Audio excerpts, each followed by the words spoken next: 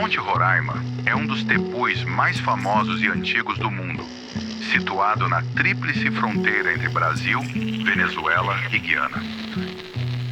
É considerado um local sagrado e um dos principais destinos de ecoturismo e trekking na América do Sul. I don't know your business, but you've been zooming on mine.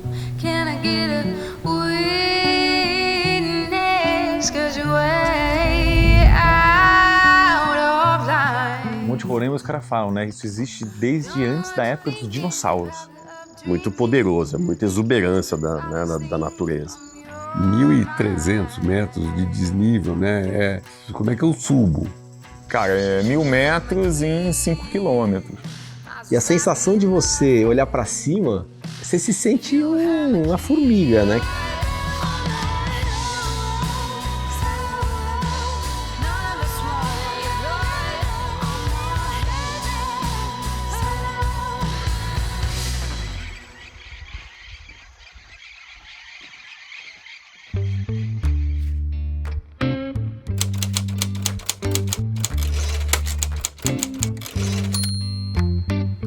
Eu sempre fiz esporte, né? Sempre gostei de fazer trekking, mas nada muito, assim, hardcore, né? O Marcos, ele é literalmente o inspetor bugiganga. O cara tinha tudo e a gente apelidou de Mary Poppins, né? Que ele abria a mochila, saía um saco estanque, saiu uma barra de proteína.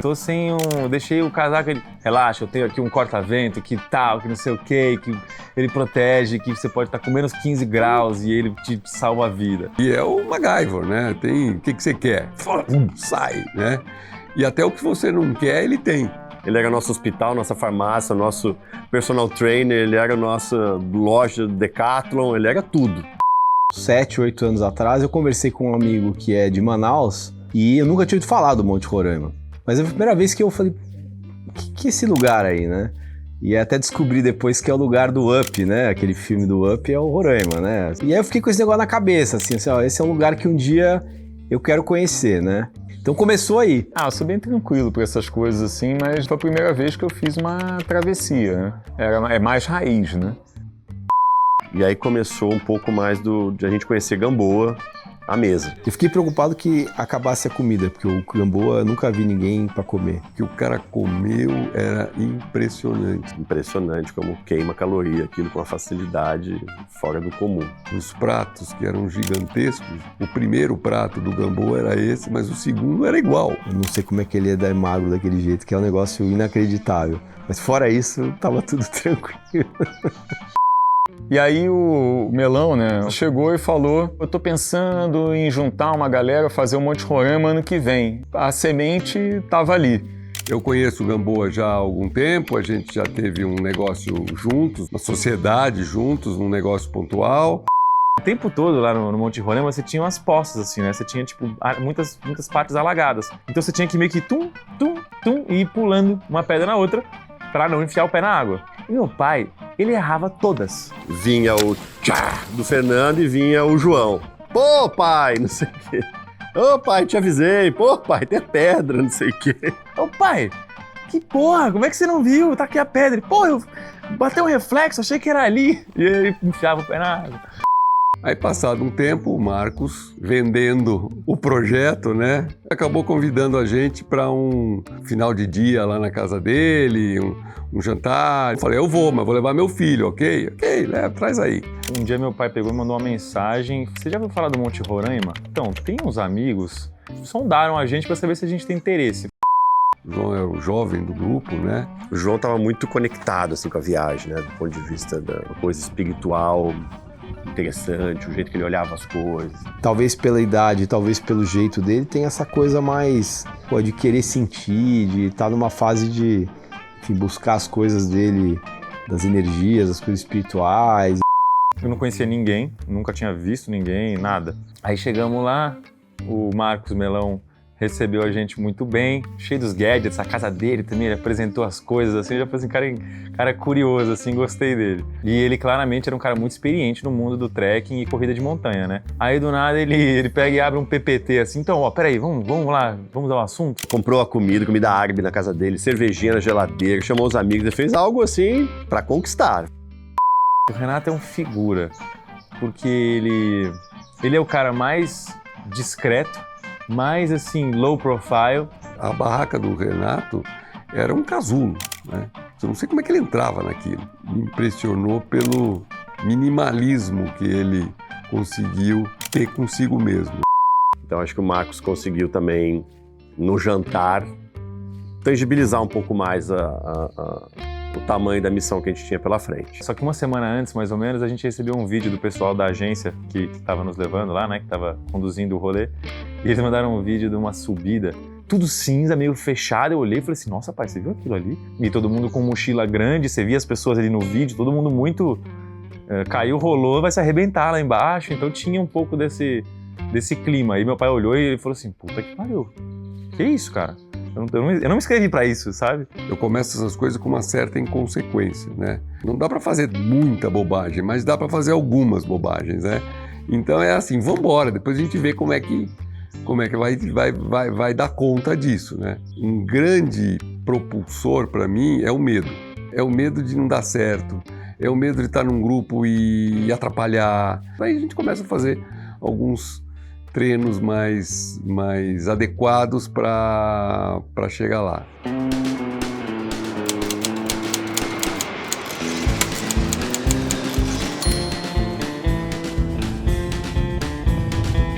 Assim, a logística é, você vai a Boa Vista, aí você anda umas 2h30 de ônibusinho lá, uma van, e vai até Pacaraima, que é a fronteira do Brasil. Ela era intensa porque você vê que a Venezuela não era para brincadeira, entendeu? O João, sendo o João, foi de carteira de identidade em vez de levar o passaporte, que era possível. Só que o João não levou a carteira de identidade. Ele tinha uma foto de uma carteira de identidade quando ele devia ter 10 anos. Era um moleque. Mas não vai passar, né? Aí eu fui com o meu RG mequetrefe, entreguei, a pessoa olhou, pois não, pode ir, tchau. Todo mundo achou muito estranho. O Renato, que tinha documentação, que tinha um negócio muito mais organizado, foi interrogado lá na salinha, teve que conversar com o pessoal e tal. E aí meio que virou piada no RG, porque aquilo era realmente absurdo, aquilo ser válido. E eu fui o único que entrou no posto de fiscalização. Porque eu tava com passaporte, então o passaporte exigia um processo diferente. Uma mini entrevista, super... Qual é o seu nome? Qual é o seu telefone? Vai tudo ali, né? A gente tem até uma foto do Renato sentadinho lá, falando o óbvio, né? Nome, endereço, você mora, o que você vai fazer lá e tal. Eu acho que aí tem um pedaço da aventura também, né? Você sai da fronteira, anda 1h30 mais ou menos, talvez 2 horas, e aí você entra na reserva. Então você chega lá, tem a comunidade, o guia é da agência, mas todo o staff de todas as expedições são dos índios da comunidade.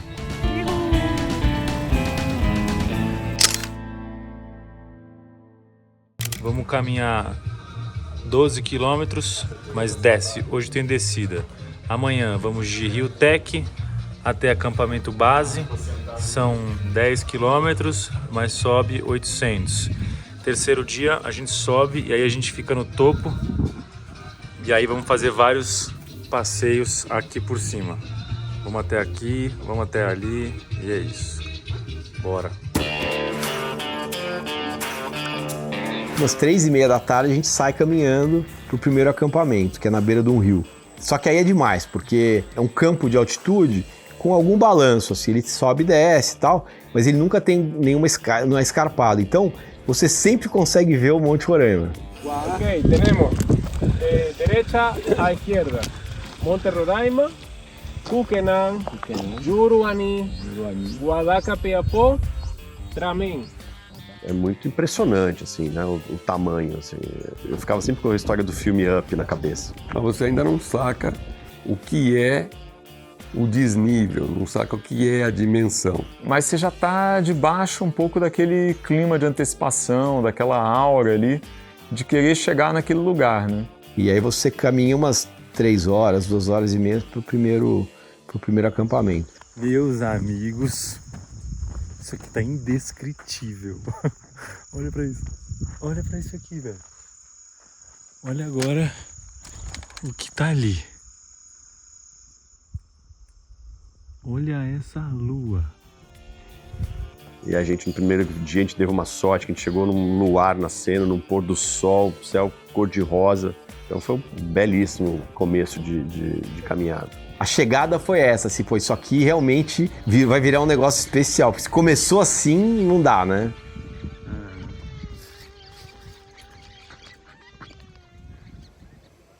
Aí vamos viver a primeira noite, você chega, vamos tomar banho. E aí era engraçado, porque tinha assim, ó, tinha os 3 caras ali, todo mundo tomando banho, mas todo mundo meio apertadinho e passando shampoo, passando sabonete e tal, e chegando mais gente, e as pessoas gritando por causa da água gelada. Eu lembro que o Fernando, o João falou, meu pai não vai entrar aqui de jeito nenhum, ele odeia água fria, não sei o quê. O João sempre fazendo ali uma graça. Deixa eu ver, dá uma lua aqui, ó.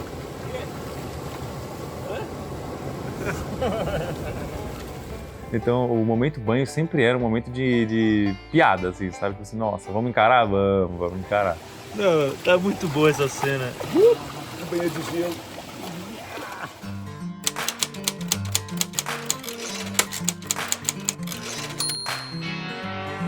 A gente tinha um ritmo bacana. No segundo dia, quando a gente foi do acampamento do Rio Tec, chamava, pro acampamento base, a gente tava andando bem, assim. E nós chegamos antes de alguns dos caras com as barracas e tal. E o pessoal ficou mordido, né? Então começou a rolar ali uma meio competição. Eles olharam assim, putz, tem que ser mais rápido.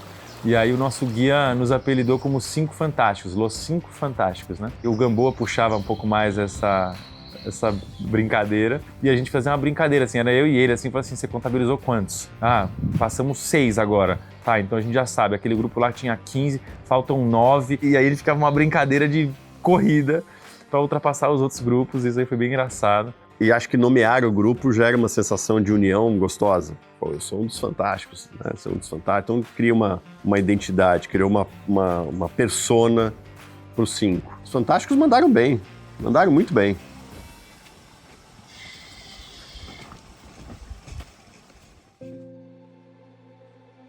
E aí a gente chega nesse acampamento base, uma hora alguém falou assim, vai nascer a lua, vai nascer a lua. E aí ficou todo mundo conversando, esperando a lua sair. Aí uma hora sai um filetinho, de repente sai um negócio assim gigante.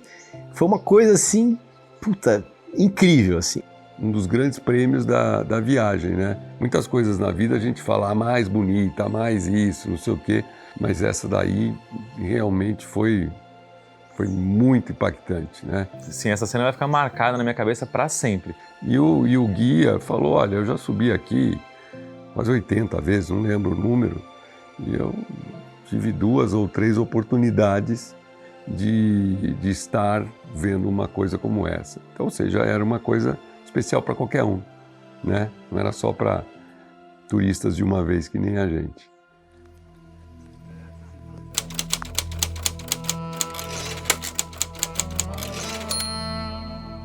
E esse acampamento base já você tá no pé do Monte Roraima. Ali, de fato, você consegue ver a subida, porque de longe, você olha e você fala, como é que eu subo isso? É muito louco, você olha pra cima, o negócio tem 600 metros de altura pra cima, 400 depois, né? E quando primeiro contato que você tem com a parede, eles falam que é hora de você pedir autorização para subir, porque aquilo teoricamente é uma entidade, né? É um respeito, porque você está entrando numa área dos deuses, né? Da criação, da natureza. E é um momento realmente assim mais místico, né? De você pedir permissão para subir, fazer uma oração. Então tem a mística também de chegar. Valeu, natureza. Estou entrando aqui num espaço bastante único, né? Me dá uma força aí, vou cuidar bem de você e vice-versa, vamos nessa. Acho que isso tudo... Acho que foi um momento bacana ali. Fui permitido. Foi? Acho que sim. A gente conversou bem. Aí sim. E segue a jornada, né?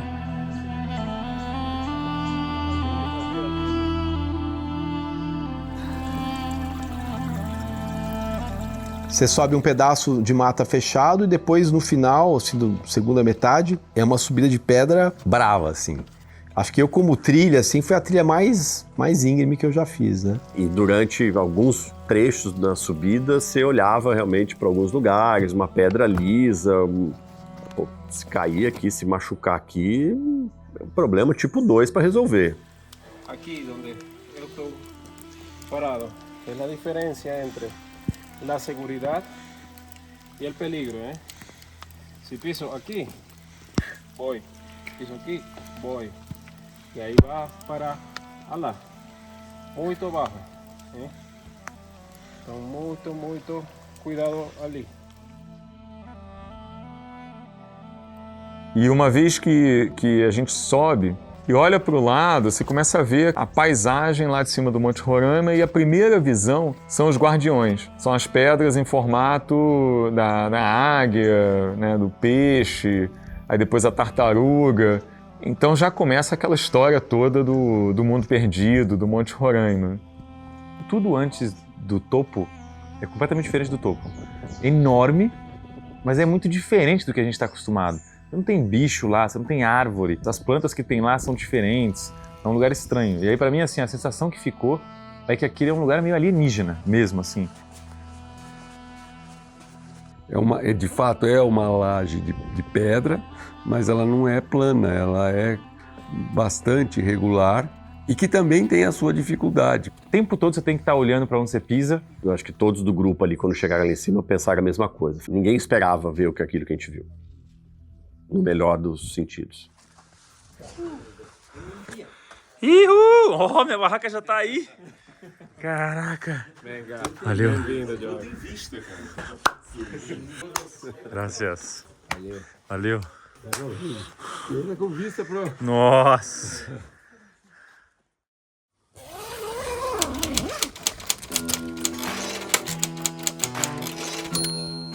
O segundo dia lá em cima, que era o 4º dia de expedição, a gente fez um tiro grande. O Roraima ele é grande, ele tem, sei lá, uns 30 quilômetros de comprimento, talvez um pouco mais. E nesse dia a gente andou 30 quilômetros durante o dia, né? O terceiro dia a gente faz um dia mais leve lá em cima, ainda são 3 dias lá em cima.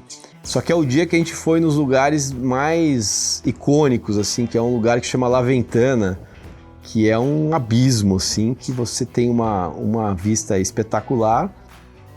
A gente tirou essas fotos desses lugares. Na verdade, eu não tive coragem de ir no lugar que eles foram.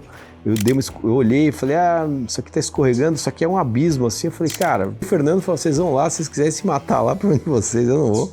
Realmente é uma foto mais linda, mais incrível, mas eu não topei. Lá Ventanas. 1000 metrinhos para baixo. Nesses momentos que você chegava na beirada, tinha ali um momento que dividia um pouco o grupo. Um era mais cagão e o outro era mais esgarrado. Tem uma parte ali dessa beirada que ela é uma pedra, tipo a pedra do Rei Leão ali, sabe? Aquela. E aí eu que tava meio mais de boa, peguei o celular assim e fiz um vídeo assim, meio que girando. Aí todos eles assim, não, pelo amor de Deus, não faz isso. Meu pai puto, assim, tipo assim, pelo amor de Deus, eu vou matar esse moleque. Porque tipo assim, fala assim, você não vai ali, não vai ali. Aí eu vou ali, ainda pego o celular e giro, fazendo uma selfie, assim, sabe?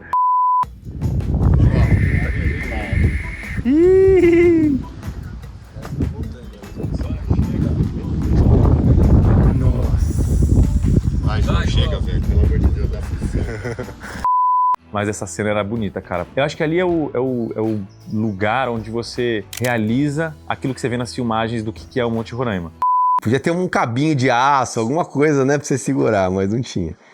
Chegamos à Tríplice Fronteira. Desse lado de cá estamos na Venezuela, hay que hablar em espanhol. Aqui já é Brazuca, aqui a gente já fala o nosso portuguesão caprichado. Aí, ó. E aqui, teoricamente, estamos do lado da Guiana. Não faço ideia como é que se fala lá. Mas estamos aí, seguindo viagem.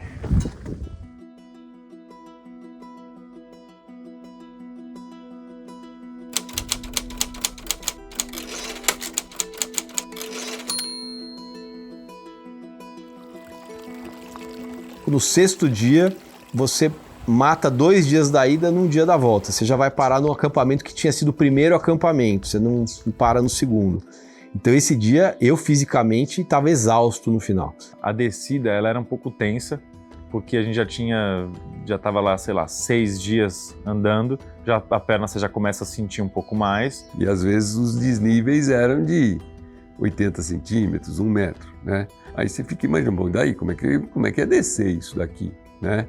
Então você anda 20 e tantos, sei lá, 20 quilômetros, 18 quilômetros, mais a descida, né? Meu pai era, querendo ou não, um ponto de atenção nessa etapa ali da aventura. Tem até uma cena que meu pai, eu começo a filmar de brincadeira, assim, eu falei assim, ó o velho descendo isso aqui, olha essa descida, olha o tamanho desse degrau. Ó, se liga as pirambas que o velho tá descendo, hein? Olha como ele vem. A hora que eu falo, velho, é bruto, meu pai enfia o pé num buraco, assim, ó, num negócio, e ele cai. Machucou? Aí eu parei de filmar, desci lá, ajudei ele a levantar. Ele falou, João, eu tinha certeza que eu ia quebrar a perna.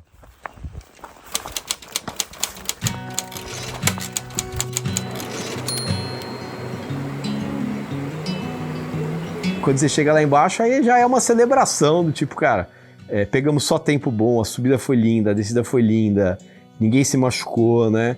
Eu acho que tinha uma preocupação, uma admiração e uma preocupação com o Fernando, né? Que é um mais velho do grupo, né? Tava super bem preparado. Puta, a resiliência, a atitude, assim, foi uma coisa que todo mundo ficou muito contagiado, assim, né? Mostra lá, mostra o que é isso. É um privilégio, né? É um super privilégio ter podido viver esses 7, 8 dias sem comunicação, liberto para poder observar e vivenciar aquilo tudo. Cara, Roraima não é só uma caminhada, é uma vivência, né? E para mim teve um negócio especial. O meu aniversário estava no meio da expedição. Eu me lembro de acordar no dia 11, 5 horas da manhã, né? E o Garmin apareceu uma mensagem, Happy Birthday. Aí eu, pô, é meu aniversário hoje, né? Desconectado do mundo, mas ao mesmo tempo vendo o nascer do sol no meio daquele acampamento com aquele grupo assim tão especial, vivendo essa jornada tão especial. Se não é a coisa mais legal, foi das coisas mais legais que eu já fiz, né? Esporte junta gente legal. Eu acho que, do mesmo jeito que eu convidei aqui, assim, para tentar montar, às vezes você embarca num negócio que já aconteceu comigo, que você, puta, não sei bem onde eu tô indo, não conheço bem a turma. É um jeito muito legal de você conhecer gente, que não necessariamente vão ser os seus melhores amigos ou não, mas a energia que você sai é muito boa. São 8 dias, todo mundo agarrado, né? São 8 dias a gente vivendo junto, cada um na sua barraca, toma banho de poça, sabe? Todo mundo passando o mesmo perrengue. Acho que isso também serviu para ajudar, para unir a gente. Desde assim, desse distanciamento que é a Venezuela, a exuberância da natureza, uma paisagem completamente desconhecida. Fica uma sensação de quero mais, com esse grupo, em outra aventura similar. Espero que o Marcola continue sendo um bom organizador de viagem, como ele foi dessa, né? Sinceramente, ele foi uma peça super importante. Eu não consigo assim pensar em nada que tenha dado errado. A descer, por exemplo, na volta, a descida com chuva é o caos. Abriu o sol no dia que a gente foi descer. Então nisso, cara, eu agradeci muito ali ao Tepui por ter dado essa experiência assim tão bacana. Cara, eu acho que o que fica, essa lição de que o destino, né, tipo, o destino que eu digo assim, o lugar ou a situação que você vai viver, dificilmente ela vai ganhar do convívio. Eu acho que o convívio, as pessoas, as histórias que você constrói ali com as pessoas, o compartilhar tem muito mais valor do que de fato o que você vai ver. O que você vê nessa pedra? Ir para um lugar ou ir para outro, a gente pode ir em qualquer momento, mas a turma foi esse elo, foi o que fez a gente escolher fazer essa aventura. Eu acho que não vão faltar oportunidades aí da gente armar uma próxima. E assim espero, porque daí a gente vem e conta mais uma aqui para você. Marcos, acho que continua sendo uma pessoa importante para a gente convencer a ser o próximo organizador, seja lá para onde a gente for. Mas acho que vai sair uma próxima aventura.